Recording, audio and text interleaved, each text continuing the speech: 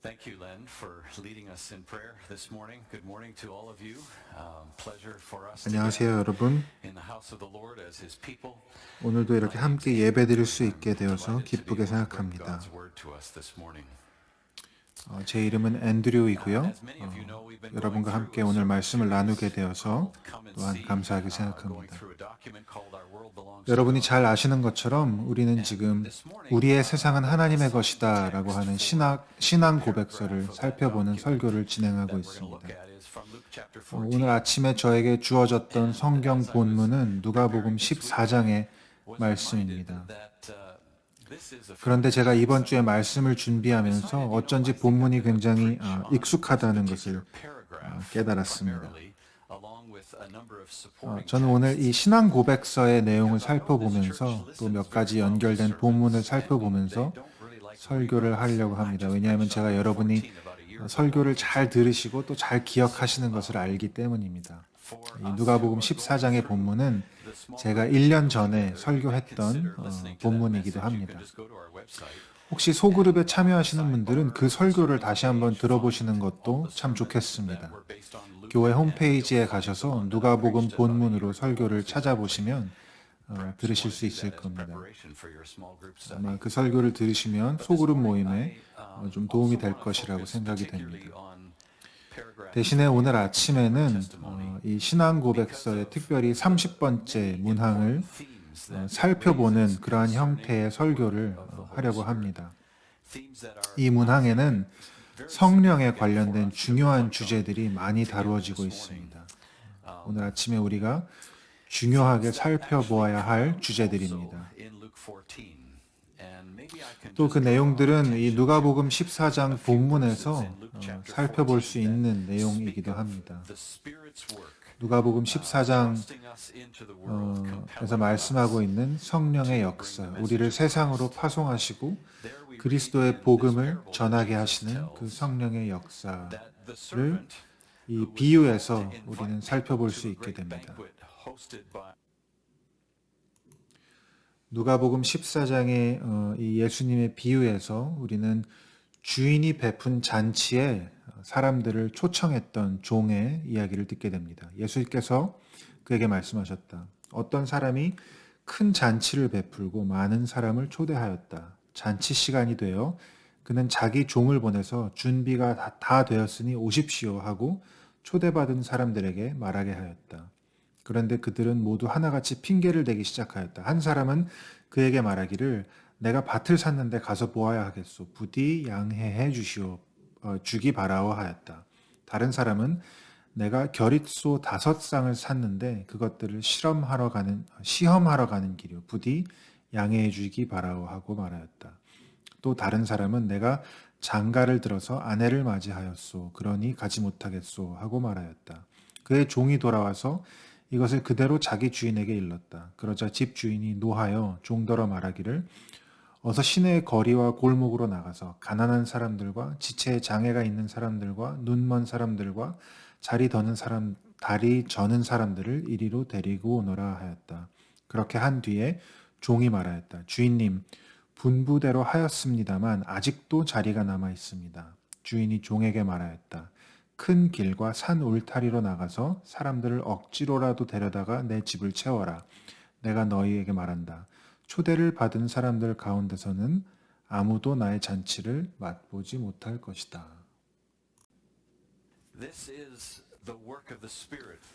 이것이 바로 하나님의 사람들이 세상 가운데로 파송되어서 복음을 전하게 하시는 성령의 역사입니다. 말씀드린 대로 오늘은 이 신앙 고백서 30번째 문항의 내용을 살펴보겠습니다. 또한 이에 해당되는 몇 가지의 다른 본문들을 살펴보게 될 것입니다. 신앙 고백서의 내용은 이렇게 시작합니다.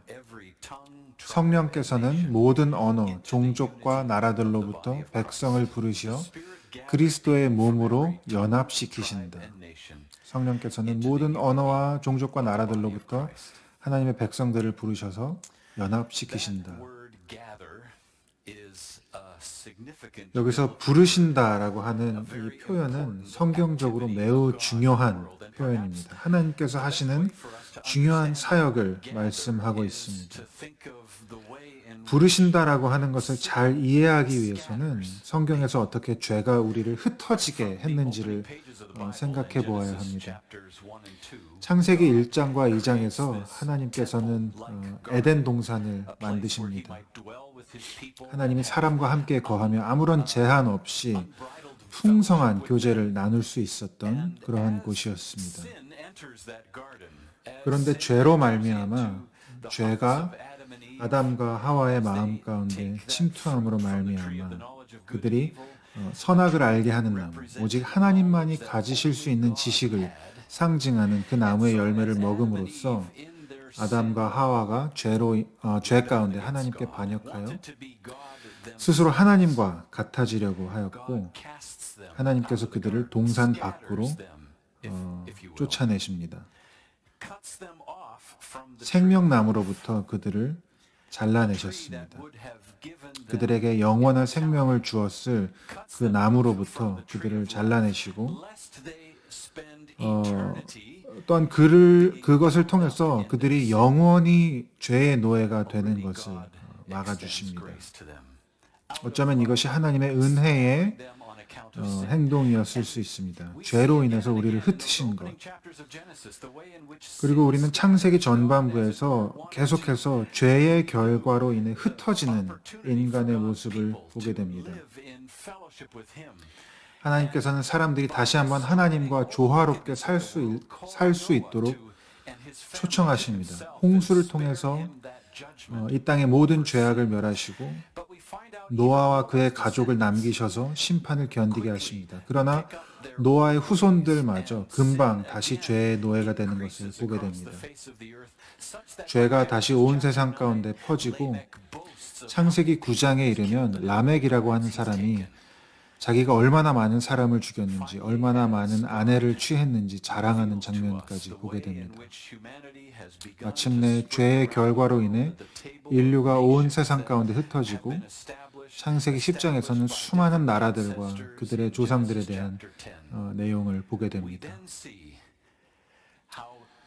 그리고 그 이후에 우리는 온 인류가 그들의 힘을 모아서 그들의 교만과 자랑 가운데서 스스로 높아지려고 하는 그러한 욕망의 결과를 보게 됩니다. 하늘에까지 이르는 높은 탑을 지으려고 하는 것을 보게 됩니다. 하나님에게까지 이르게 되는 그러한 건축물, 스스로 하나님이 되려고 하는 인간의 모습을 상징하는 것과도 같은 그러한 노력에 하나님께서 이 땅에 내려오십니다. 스스로 높아져서 하나님께까지 이르려고 했던 인간들에게 하나님께서 내려오셔서 그들을 흩으십니다. 얼마 전에 한 분이 저에게 그러한 질문을 하셨습니다. 하나님께서 인간들에게 뭐하러 그렇게 반응을 하셨을까요? 아니, 인간들은 원래 그런 존재 아닙니까? 혹시라도 하나님이 그렇게 높아지려고 하는 인간들을 때문에 하나님이 위협을 느끼셨을까요?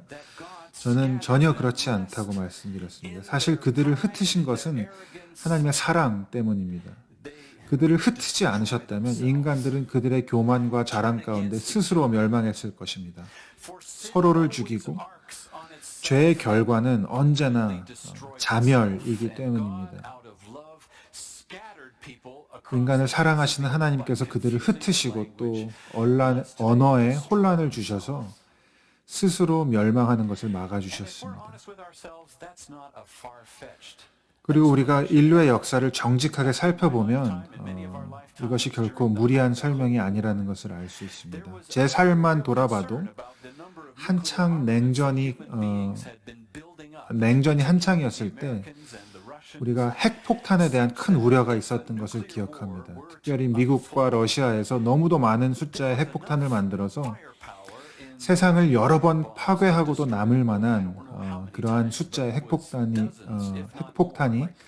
만들어졌다라고 말했던 것을 기억합니다. 우리 인간은 서로를 파괴하고도 남을 만한 그런 악함을 가지고 있다는 것을 우리가 잘 압니다. And God in his mercy 그런데 하나님께서 그분의 자비 가운데 인간이 스스로 가장 높아지려고 했을 그때 사람들을 흩으신 것입니다. But the work of the Lord 그러나 또한 하나님의 역사는 언제나 하나님의 사람들을 모으시는 것이었습니다. 부르시는 것이었습니다. 놀랍게도 창세기 11장 바벨탑 이야기 바로 다음 장에 보면 하나님께서 사람들을 부르십니다. 모으십니다. 아브라함을 통해서 그의 자손들을 언약의 백성으로 부르십니다. 그리고 그들을 통해서 이 세상 가운데 하나님의 사람으로 하나님의 백성으로 살아간다는 것이 무엇인지 보여주십니다. 그들은 이방 나라들 가운데 빛이 될 것이며 하나님의 영광과 사랑을 이 땅 가운데 나타내는 백성이 될 것입니다. 특별히 나그네와 이방인을 환영함으로 하나님의 긍휼을 보여줄 것입니다. 하나님의 뜻은 언제나 사람들을 다시 그분과의 관계 가운데로 부르시고 그분의 선하심과 사랑을 알게 하시려는 것이었습니다. 조금 전 어린이 메시지 시간에 시온 전도사님이 말씀하신 것처럼 오순절 사건은 바로 하나님의 영이 이 땅에 침투한 사건이었습니다. 그리고 성령의 첫 역사가 바로 하나님의 백성들을 모으신 것입니다. 그들을 하나 되게 하신 것입니다. 언어의 차이에도 불구하고 하나의 복음의 메시지가 다양한 언어로 선포되었습니다. 바벨탑으로 인해 흩어졌던 인간들이 그리고 그들의 언어가 다시 하나님 안에서 연합되게 되는 것의 상징인 것입니다. 그리고 바로 그리스도의 몸 안에서 그리스도께서 다 이루신 그 역사를 통해서 우리를 죽으시고 또 다시 부활하셔서 성령을 보내신 예수 그리스도의 역사입니다. 하나님의 몸으로 예수 그리스도의 몸으로 우리가 이제 다시 모이게 된 것입니다. 요한계시록 7장 9절에 보면 그 뒤에 내가 보니 아무도 그 수를 셀 수 없을 만큼 큰 무리가 있었습니다. 그들은 모든 민족과 종족과 백성과 언어에서 나온 사람들인데 흰 두루마기를 입고 종려나무 가지를 손에 들고 보좌 앞과 어린 양 앞에 서 있었습니다.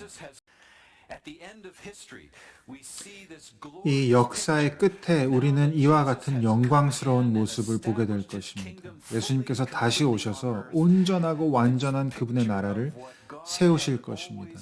하나님께서 오래전부터 계획하셨던 다양한 나라들과 문화들과 인종들과 언어에서 온 사람들이 살아계신 예수 그리스도 안에서 모이는 것.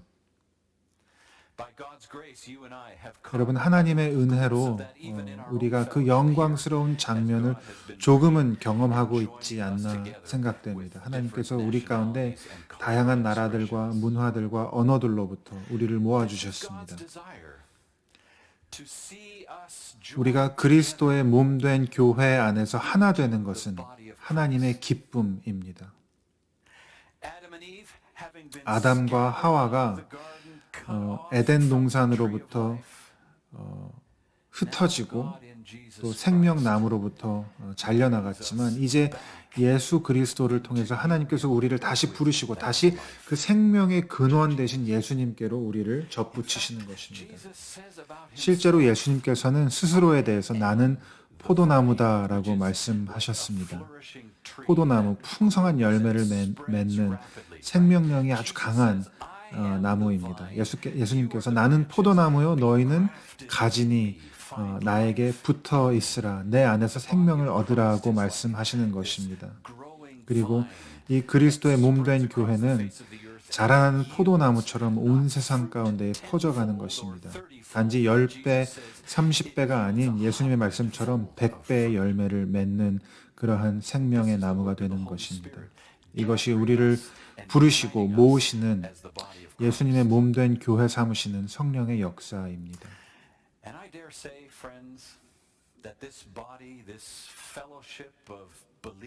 그리고 예수 그리스도에게 뿌리를 깊이 내린 한 몸된 이 교회, 예수님 안에서 새롭게 창조된 이 공동체, 특별히 지난 몇 주간의 저의 삶을 되돌아보면서 이렇게 그리스도의 몸된 교회와 같은 공동체는 이 세상 어디에도 없다라고 제가 고백할 수 있습니다. 우리에게 평화를 주고 기도로 우리를 지지하고 하나님의 사랑을 깨닫게 합니다. 저희 가족과 또 브레이드벨트 가족이 저희 자녀들의 끔찍한 사고 일을 겪으면서 할 수 있는 고백은 그리스도의 몸된 교회가 우리를 둘러싸주지 않았다면 여러분의 기도가 우리를 하나님께로 계속해서 우리를 그 사랑으로 감싸주지 않았다면 여러분의 사랑을 다양한 방법으로 표현해주지 않으셨다면 그 힘든 기간을 어떻게 이겨낼 수 있었을지 상상하기 어렵습니다.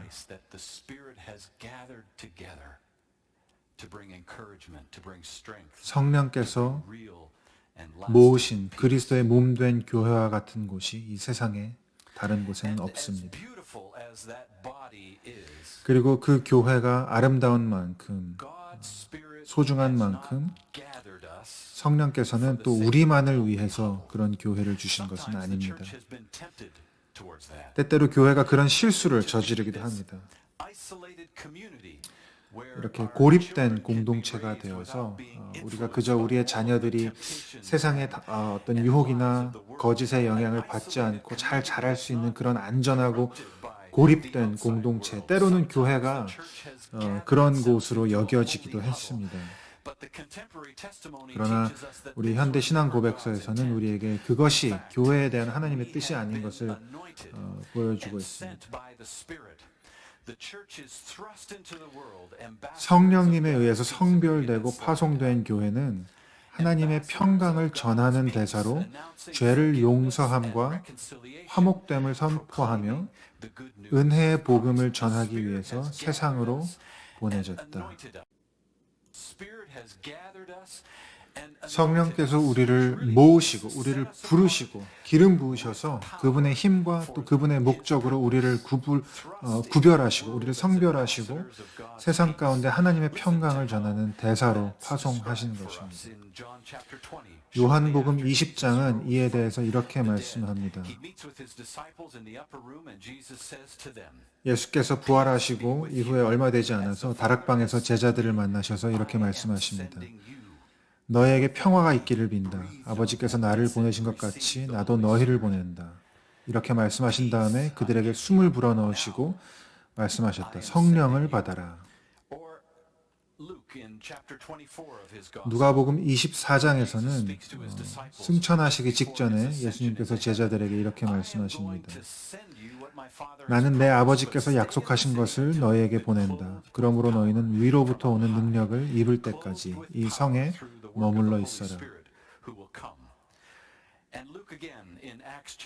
그리고 누가는 사도행전 1장에서는 이렇게 말씀합니다. 예수님께서 약속하셨습니다. 그러나 성령이 너희에게 내리시면 너희는 능력을 받고 예루살렘과 온 유대와 사마리아와 마침내 땅 끝까지 이르러 내 증인이 될 것이다. 성령께서는 우리를 부르시고 모으시고 그 후에 또 우리를 세상 가운데로 파송하십니다. 그리고 우리를 그분의 대사라고 말씀하십니다. 여러분, 대사가 무엇인지 잘 아실 겁니다. 자신이 속한 나라를 떠나 다른 나라에서 자기 나라를 대표하는 사람입니다. 다른 나라에서 대사로 일하는 사람은 자신이 속한 나라를 대표하는 사람입니다. 그리고 하나님께서 우리를 대사들이라고 말씀하십니다. 왜냐하면 이 땅은 우리의 집이, 우리의 나라가 아니기 때문입니다. 이 세상은 우리의 궁극적인 집이 아닙니다. 우리의 시민권은 그리스도에게 있고 우리의 시민권은 하늘나라에 있습니다. 그리고 우리는 하나님의 부름을 받아 이 땅에 그분의 용서함과 화목함 그리고 그분의 복음을 선포하도록 보내졌습니다.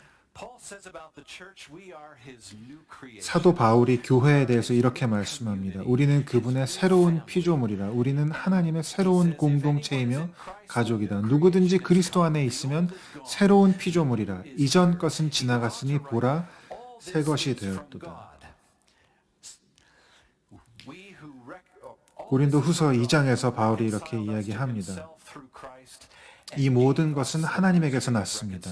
하나님께서는 그리스도를 내세우셔서 우리를 자기와 화해하게 하시고 우리에게 화해의 직분을 맡겨주셨습니다. 곧 하나님께서 사람들과의 죄과를 따지지 않으시고 화해의 말씀을 우리에게 맡겨주심으로써 세상을 그리스도 안에서 자기와 화해하게 하신 것입니다. 그러므로 우리는 그리스도의 사절입니다. 하나님께서는 우리를 시켜서 여러분에게 권고하십니다. 우리는 그리스도를 대리하여 간청합니다. 여러분은 하나님과 화해하십시오.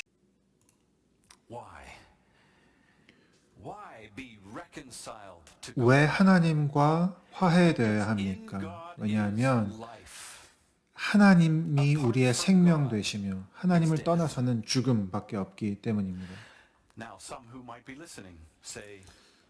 이 설교를 들으시는 분 중에 혹시 이렇게 말씀하시는 분이 있으실지 모르겠습니다. 목사님, 저는 하나님을 믿지 않습니다. 저는 크리스찬이 아닙니다. 저는 무신론자입니다. 하지만 제가 이렇게 잘 살아있지 않습니까? 라고 질문하실지 모르겠습니다. 여러분 70년, 80년 혹은 90년 동안은 그렇게 사실 수 있을지 모르겠습니다. 그러나 저와 여러분의 삶 가운데 죄로 말미암는 결과는 죽음뿐입니다. 오직 하나님에게만 참된 생명이 있습니다.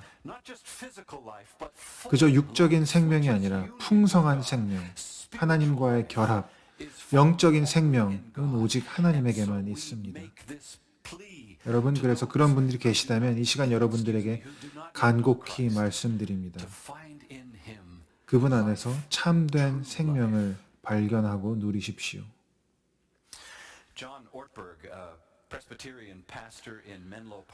존 오트버그라고 하는 장로교회 목사님이 계십니다. 캘리포니아에서 목회를 하고 계시는 목사님이신데요.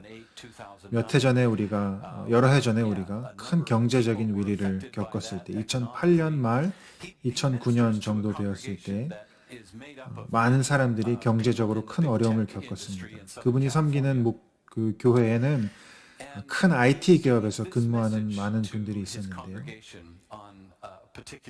그분이 2009년 부활절, 큰 경제 위기가 있었던 바로 그때에 이러한 부활절 설교를 하셨습니다. 여러분, 저는 최근에 이렇게까지 많은 사람이 희망과 소망을 갈구하는 부활절을 경험해 보지 못했습니다. 많은 분들이 염려 가운데 있고 우리가 전에 경험해 보지 못한 어려움 가운데 처해 있습니다. 많은 분들이 내렸던 결정으로 인해 크게 후회하고 있으며 앞으로 1년 뒤에는 우리가 어디에 있을지 모두 걱정하고 있습니다. 여러분, 저는 지금 팬데믹을 지나고 있는 우리도 비슷한 상황 가운데 있다고 생각합니다. 이 팬데믹 기간 동안 우리는 많은 어려움을 겪었습니다. 너무도 많은 염려와 또 불확실 속에서 살았습니다. 누구도 원치 않았던 어려운 기간이었습니다. 그러나 여러분, 바로 이러한 때에 우리는 질문하게 됩니다. 내가 정말 무엇을 의지하는가? 내가 누구를 의지하는가? 내가 열심히 인생을 살아왔는데 그동안 내가 어떠한 땅 위에 내가 집을 짓고 있었던 것인가? 내가 컨트롤할 수 없는 상황이 오면 다 부질없는 것이 되어버리는 그러한 경험. 이 팬데믹 기간 동안 많은 사람들이 그러한 경험을 하고 또 질문했을 것입니다. 도대체 내 삶에서 정말 신뢰할 수 있을 만한 것이 무엇인가? 그리고 오트버그 목사님이 그날 부활절 설교에서 이렇게 말씀했습니다. 여러분, 지난 2000년 동안 사람들이 모여서 예배했던 이유는 주식시장이 살아났기 때문이 아닙니다. 그들이 모였던 이유는 환율이 다시 살아났다고 말하기 위해서가 아닙니다. 취업률이 살아났다고 말한 것도 아니고 내수시장이 살아났다고 말한 것도 아닙니다. 어떤 기업이 살아났다고 말한 것도 아니고 여러분의 은퇴연금이 살아났다고 말한 것도 아닙니다. 코비드에 걸렸다가 살아났다고 말하는 것도 아닐 것입니다. 이 세상 곳곳에서 그들이 모였던 단 한 가지의 이유는 교회 역사 속에서 다양한 문화 가운데서 가난 속에서나 병 속에서나 아픔과 죽음의 자리에서도 우리의 고백은 그리스도께서 살아나셨다. 그분이 부활하셨다라는 것입니다. 여러분, 이것이 바로 성령께서 우리로 하여금 선포하도록 하시는 것입니다. 하나님의 용서와 화해, 하나님의 은혜의 복음, 그리스도의 부활로 말미암아 가능케 된 새로운 소망, 여러분과 저의 삶을 채우는 놀라운 하나님의 능력,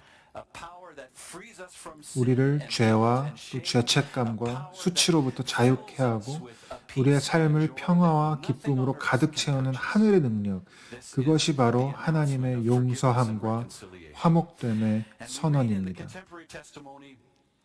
그리고 신앙고백서가 성령에 대해서는 이렇게 말씀하고 있습니다.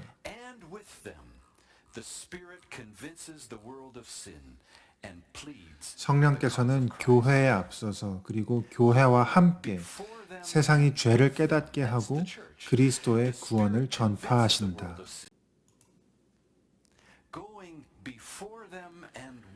성령께서 교회에 앞서서 그리고 교회와 함께, 이것이 교회입니다.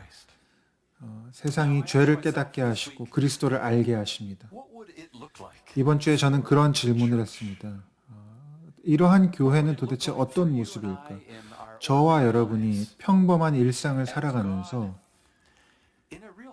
오늘 이 주일 예배 이후에 다시 우리를 세상 가운데로 파송하실 때, 우리를 흩으실 때, 예배를 통해서 모여서 그분의 임재 가운데 우리가 함께 했다가 이제 다시 세상 가운데 우리를 흩으실 때, 우리의 일터로, 우리의 소명이 있는 그 자리로, 여러분이 교육자이든지 은행에서 일하시든지 건물을 짓는 일을 하시든지 사업을 운영하시든지 선생님이든지 주부이든지 간에 하나님께서 우리를 흩으실 때, 여러분, 저와 여러분이 이러한 기도로 살아간다면 그 삶이 어떤 모습일까요? 성령님, 오늘도 저의 앞서서 역사해 주세요. 그리고 저와 함께 해주세요. 세상이 죄를 깨닫고 그리스도의 구원을 경험하는 일 가운데 저를 사용해 주세요. 여러분, 저와 여러분이 그러한 자세로, 그러한 그리스도의 소명, 그리스도인의 소명으로 이 땅에서 살아간다면, 그것이 우리의 소명이 된다면, 그것이 여러분이 사업가이든지 은행원이든지 환자를 돌보시든지 가르치시든지 주부의 삶을 사시든지 학생으로 사시든지 그것이 우리의 소명이 된다면, 성령께서 우리를 예수님으로 인해 이 세상 가운데서 살아가게 하시는 것을 날마다 기억할 수 있다면 그 삶이 어떤 모습일까요?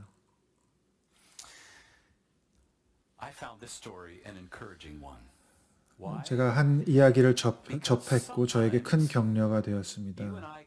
왜냐하면 때로는 저와 여러분이 하고 있는 일 가운데에서 그만한 의미나 가치를 찾기 어려울 때가 있기 때문입니다. 혹은 어쩌면 지금 하고 계시는 일이 여러분이 하고 싶었던 일이 아닐 수도 있습니다. 어쩌면 여러분이 하고 싶었던 일은 따로 있었는지 모르겠습니다. 하나님이 왜 나에게 이러한 일을 하게 하셨는지 이해하지 못할 수도 있습니다. 한 선교학자가 그의 책에서 이러한 이야기를 전하고 있습니다. 그분의 교회의 청년 중에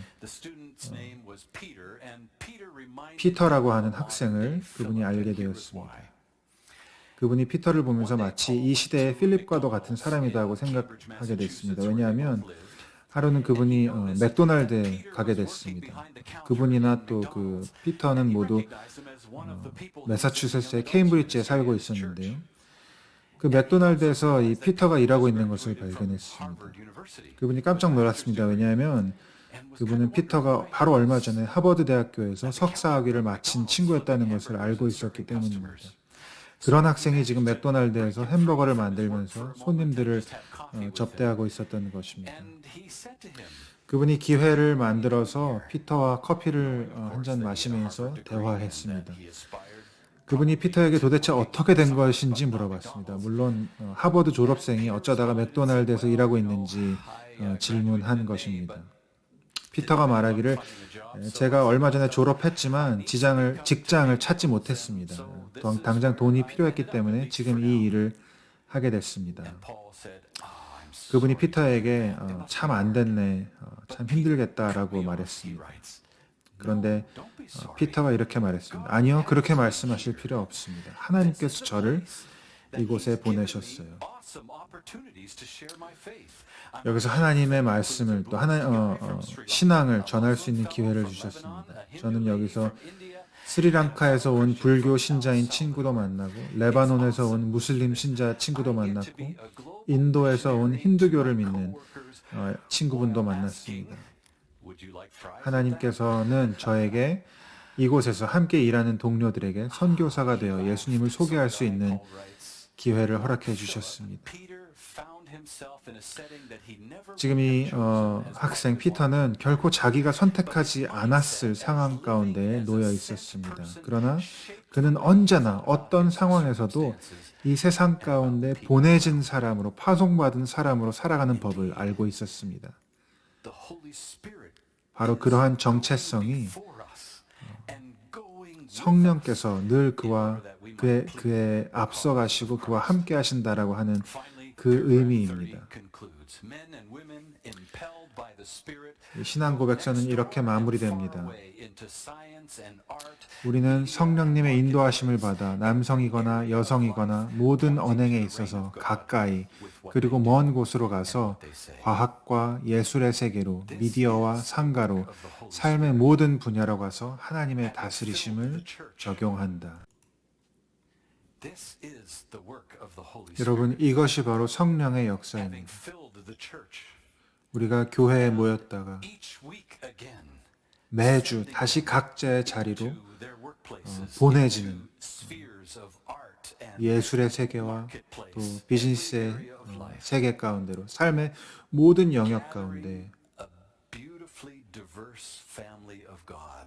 아름답도록 다양한 사람들이 그리스도의 주권 가운데 모였다가 세상 가운데로 파송되는 것입니다.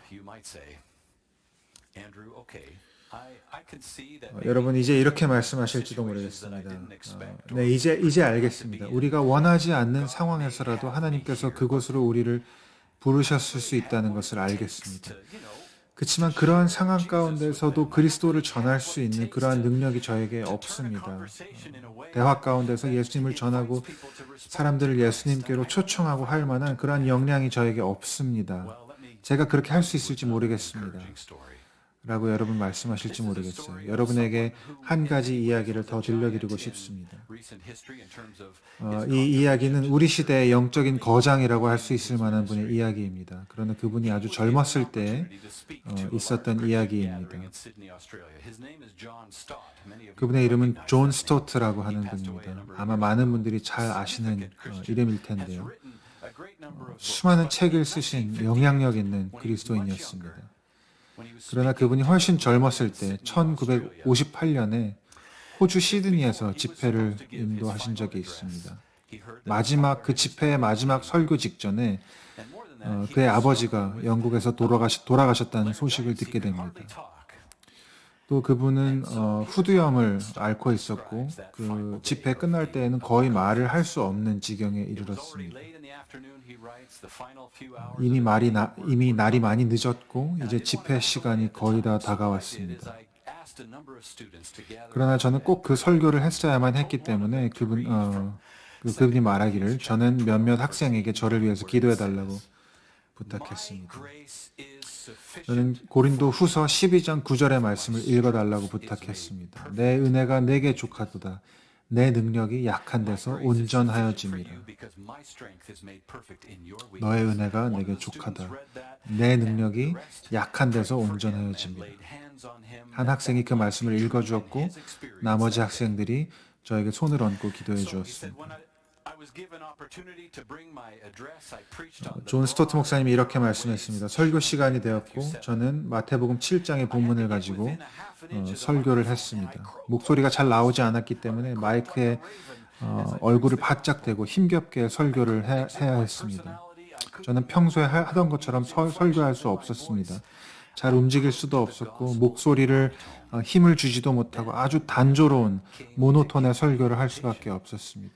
그리고 설교를 마치고 메시지 가운데 학생들이 반응하도록 초청하는 시간이 되었을 때 놀랍게도 저는 전에 한 번도 보지 못했던 수많은 학생들이 말씀에 반응하면서 나오는 것을 보았습니다. 그때 이후로 저는 호주에 10번 정도 더 방문했습니다. 그런데 매번 방문할 때마다 누군가가 저에게 찾아와서 목사님, 그때 그 집회를 기억하십니까? 라고 물어보곤 했습니다. 저는 언제나 유쾌하게 그렇다고 대답했습니다. 그러면 그분들이 목사님, 제가 그날 예수님을 영접했습니다. 라고 제게 얘기해 주곤 합니다. 성령께서 우리의 연약한 목소리를 사용하셔서 우리의 나약함과 연약함을 통해서 우리의 목소리를 듣는 분들의 마음과 그 심장과 또 그 양심 가운데 성령께서 힘있게 말씀하시면 놀랍게도 그들이 보고 믿게 되는 역사를 성령께서 이루십니다.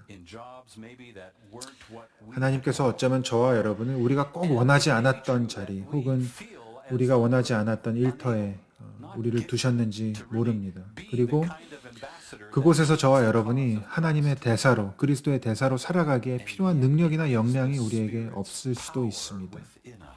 그러나 우리 안에 계신 성령께서 우리를 통해서 역사하십니다.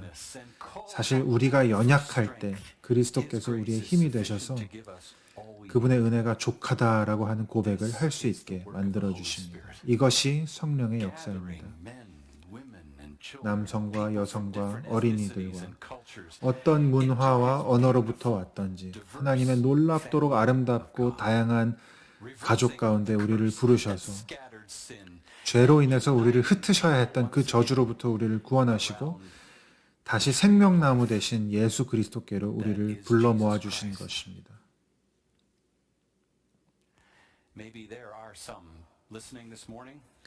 어쩌면 오늘 여기 계신 분들 중에 혹은 온라인으로 말씀을 듣는 분들 중에 저도 그렇게 성령으로 충만해지고 싶습니다라고 생각되시는 분이 계실지 모르겠습니다. 우리에게 평화를 주시고 또 하나님과 또 다른 이들과 화목되게 하시는 그 성령의 역사를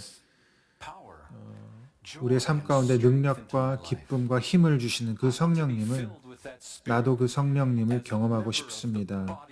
그러한 예수의 공동체의 일원이 되고 싶다.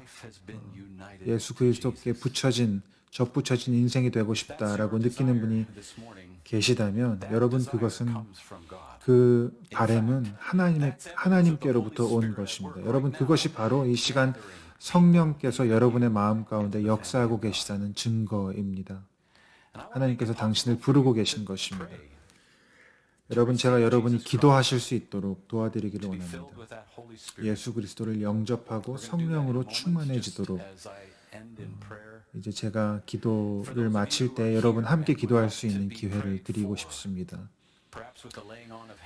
지금 여기 교회에 계신 분들 중에 기도를 받기 원하시는 분들, 예수 그리스도를 영접하고 그분의 영이 여러분의 삶을 충만하게 하시기를 바라는 그런 분들은 예배가 마치면 앞으로 오셔서 기도를 받으실 수 있는 그러한 기회를 여러분에게 드리기를 원합니다. 하나님께서 저와 여러분을 이토록 아름다운 그리스도의 몸된 교회의 일원으로 우리를 부르시고 하나님의 평강을 전하는 대사로 삼으셨습니다. 처음 우리가 누가복음 14장의 말씀에서 읽었던 것처럼 우리가 이제 그 잔치에 참여하여 하나님의 집을 채우고 그 놀라운 하나님이 베푸신 그 잔치를 맛보는 그러한 저와 여러분이 되기를 바랍니다. 함께 기도하겠습니다. 성령님, 이 말씀이 우리의 마음 가운데 더욱더 하나님을 사모하게 합니다. 이 말씀이 우리를 기쁨과 소망과 감사로 채웁니다. 예수 그리스도를 통하여 우리를 부르시고 모으시고 그 풍성한 생명 되신 포도나무의 가지가 되게 하신 하나님의 역사를 우리가 알게 하시니 감사합니다. 우리의 삶을 기쁨과 평안으로 채우시는 분은 하나님이십니다. 우리의 삶 가운데 모든 죄책감과 또 수치를 없애주시는 분도 하나님이십니다. men and women and children 우리를 부르시고 who pray for us, 또 서로를 위해 기도하게 하시고 who give us meals when we need them. 서로의 필요를 채우게 We're 하시고 part of a beautiful family 놀랍도록 made up of 다양하면서 또 온전하게 된 하나님 안에서의 한 가족됨을 경험하게 하시니 This is your work, 감사합니다. Holy Spirit. Thank you 이 모든 것은 성령님의 역사입니다. 감사합니다. 우리의 죄로 인해 우리를 버려두지 않으시고 throughout history to gather 인류의 역사 가운데 우리를 다시 당신에게로 부르시기 위해 일하여 오신 하나님께 감사를 드립니다. 오늘이 하나님의 구원의 날입니다. 지금 이 기도를 듣고 계시는 분들 중에 이러한 고백이 여러분의 고백이 되기를 바라시는 분들은 이제 함께 기도하십시다. 예수님 나를 위해 십자가에서 죽으시고 부활하심으로 새 생명을 주시니 감사드립니다. 성령님 내 삶을 채워주시기를 기도드립니다. 하나님의 평화의 대사가 되기를 원합니다. 하나님의 임재가 제 삶을 채우고 하나님이 주시는 능력이 저의 삶을 인도하여 주시기를 기도드립니다. 제 삶에 어떠한 어려움이 찾아올 때라도 예수님께 모든 감사와 영광을 돌리는 삶을 살기를 원합니다. 나를 위해 하신 모든 일들을 인해 그리고 오늘도 이 세상 가운데서 일하고 계시는 하나님을 인해 감사드립니다. 이 기도에 참여하신 분이 계시다면 이 기도에 혹시라도 온라인으로라도 참여하셨다면 여러분 우리에게 알려주세요. 여러분을 위해서 함께 기도하고 격려하기를 원합니다. 또 예배를 마치고 이 기도를 함께 하기 원하시는 분들은 앞으로 오셔서 저와 또 다른 분들과 함께 기도하실 수 있기를 바랍니다. 하나님의 몸된 교회 가운데 부어주신 놀라운 예수 그리스도의 성령을 인하여 감사드리고 찬양합니다.